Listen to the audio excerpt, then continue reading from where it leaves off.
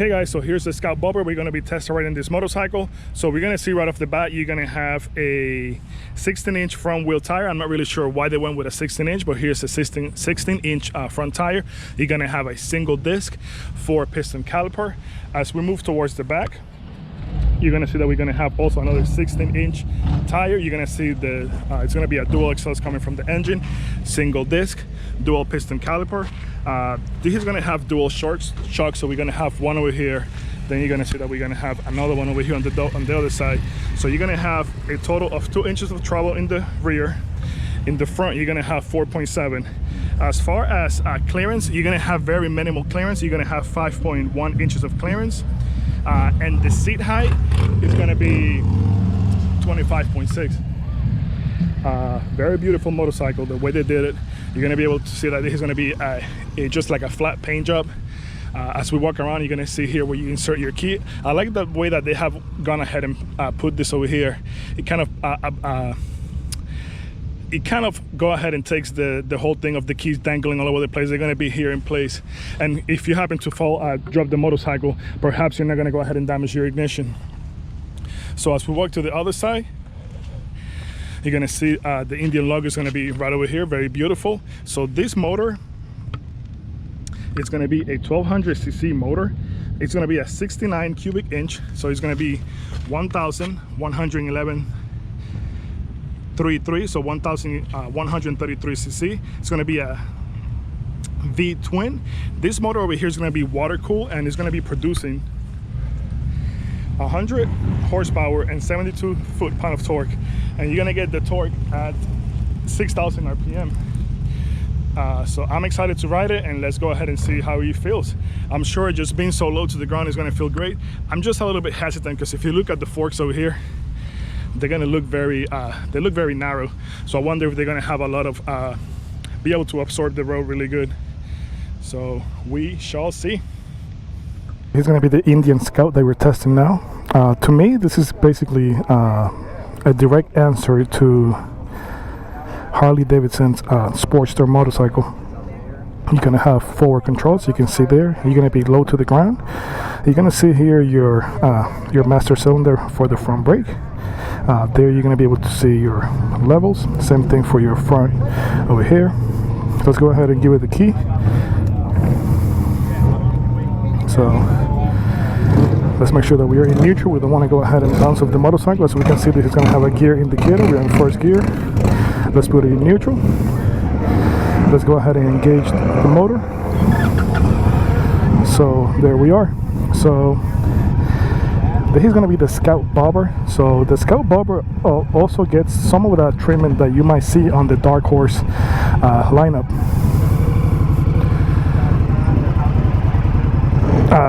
And what I mean by that is going to be you get basically everything is going to be blacked out.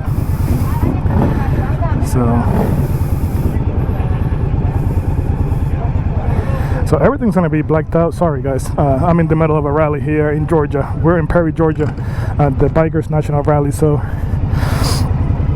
like as I was saying earlier, so this motorcycle here, the Indian Scout Bobber, it's going to get the treatment as you would on almost like a Dark Horse. You're going to get your exhaust pipes are going to be black, your handlebars are going to be black, mirrors are going to be black, headlights are going to be black, your turn signals are going to be black. The frame is going to be black on all the bikes regardless, but you know, it's another feature that it has. The Bobber is not going to have the Indian ride command as you will see on the higher end models. And what I'm going to do is I'm going to stop here on the shade so I can show you guys real quick. Actually, I'll stop up here because that will be blocking the whole road. So, however, you still do get a lot of information, even from the simple display that you have here. So, here you have, it's going to show you the RPMs. Again, just like the other Scout model, not Scout, but the other Indian model that we rode earlier. You're going to have the lever back here. He's going to be able to switch between the screens. So again, you're always going to have your gears indicator here. It's never going to go anywhere else.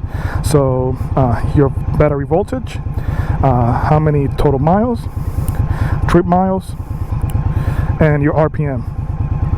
So this one is not going to be right by wire, so it's not going to have cruise control, so that will be something to think about. So when they say bobber refers to a term, or basically a type of motorcycle that started being built back in the 1930s all the way well into the 90s. The term bobber comes from bob job, which means going ahead and just basically removing any type of excess material from the motorcycle that's not needed, and to make the motorcycle lighter and customize it. So back then they would have gone ahead and they would have shortened the rear fender, which you saw on this one. Typically it would have been one seat, like you saw on the Scout Bobber that we have today. And typically on the front you wouldn't have a front fender, which we do have on this one, but it's going to be shortened. So manufacturers are starting to see that there's a lot of money to be made if you start basically selling your motorcycles right off the gate customized. They don't have to go to the aftermarket route, meaning the customer, they can buy it directly from them, and it's another way for them to make money. It's another way for them to basically sell you the same motorcycle in different trims that will appeal to different people that would typically think, oh well, I want to buy that motorcycle, but I would like to either bob it or do it like a street tracker. So you get that right off the bat. So it's going to have very narrow handlebars, so just keep that in mind. I am 5'10", I have a 30-inch inseam.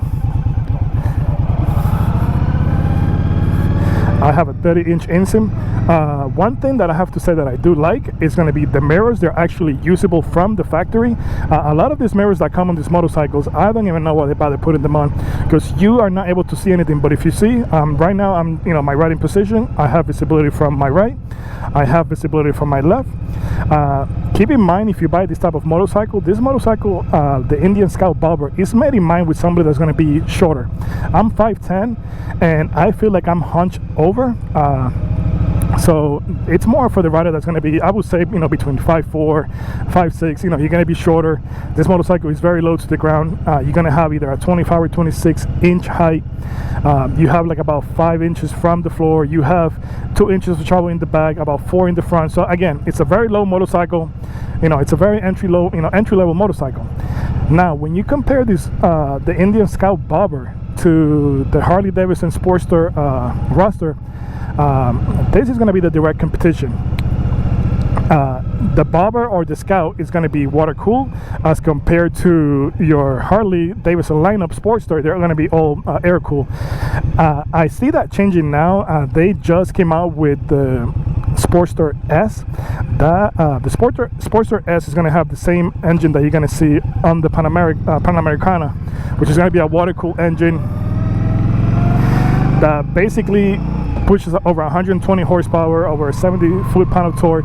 So if you ask me, it's going to be a more direct competition now to the Scout. In the past, it wasn't that much of a competition. It was just going to be basically which brand you were loyal to. I know some people are loyal, are brand loyal, but if you sell me a better product from a different brand, I'm all for it.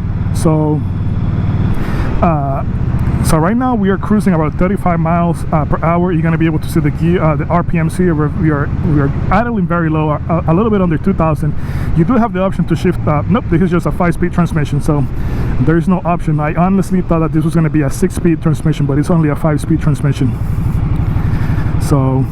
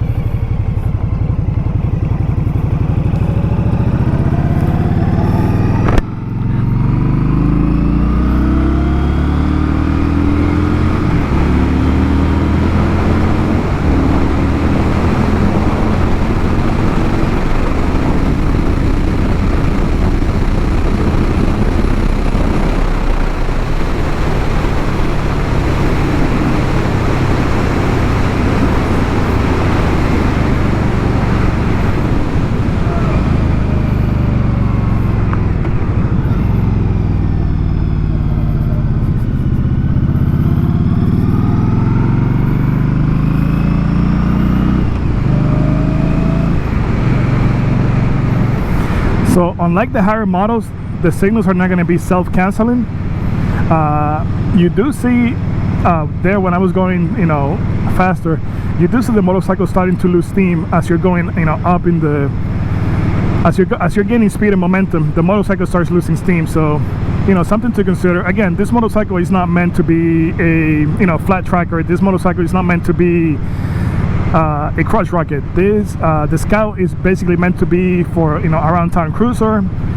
If you want to call it bar hopper, that's, you know, that would be another, you know, name for that. Your weekend bike is not intended to be a long distance bike, or, you know, a bike that you're going to be taking cross country. This is going to be your, you know, your weekend bike or your going to work bike. You know, basically you have to know what your needs are going to be when you're buying the Indian Scout. However, if you ask me, it feels very solid. It feels very well made. The front disc feels kind of spongy when I was braking there, so I'm not sure if it's because it's a brand new bike. It only has 37 miles. I'm not sure if that's because it has a brand new bike. It's a brand new bike, and you know, it's not broken in basically, but it feels kind of spongy. The rear suspension, it will definitely benefit from a couple of inches more, at least one more inch. You're so low to the ground that you feel every nook and cranny from the road. You feel it going up your spine. And again, this is a brand new bike, so just imagine after a couple of thousand miles, unless you do a revision updating your suspension, it's not going to be that much, you know, it's only going to get worse. One thing that I actually don't mind from this one is going to be that it actually feels bigger than the Honda 1100. I'll put a link in the description so you guys can see the other bike. But when I rode the Rebel 1100, I don't know if it was because the sitting position, it seemed like it was a little bit lower, but my knees were literally honestly above the tank, and they were like literally hitting the edges of the tank. With this one, with the same forward controls, if you can see, my knees are basically where they should be. It feels comfortable. The only gripe that I have, and it's, you know, it's not the bike's fault, it's, you know, I'm 5'10", it's just that I feel like I'm cramped. Other than that, it's a beautiful bike. And, you know, if you're looking for, you know, a round town bike or something that, you know, just to get you from point A to point B, that definitely the Scout is, you know, is the way to go. If you're looking to get into motorcycles, again, another good choice. One thing that you have to keep in mind is being so low to the ground and having those, and I'll show you over here, those foot pegs being so far out, the leaning angle is going to be even shorter.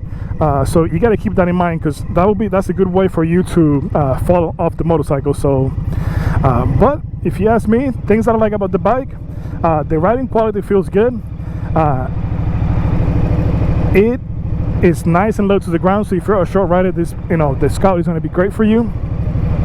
The power is adequate at best, if you ask me, but it's going to be more power than your typical Sportster, either the 883 or the 1200. And the riding quality, at least, it feels a lot better to me. You don't get any vibrations coming on the handlebars as you typically would with Harley. It feels very solid and well planted. So guys, if you like this content, just go ahead and give it a thumbs up. Share, like, and subscribe, and I will see you guys next time, and I will keep sharing more content. So see you later.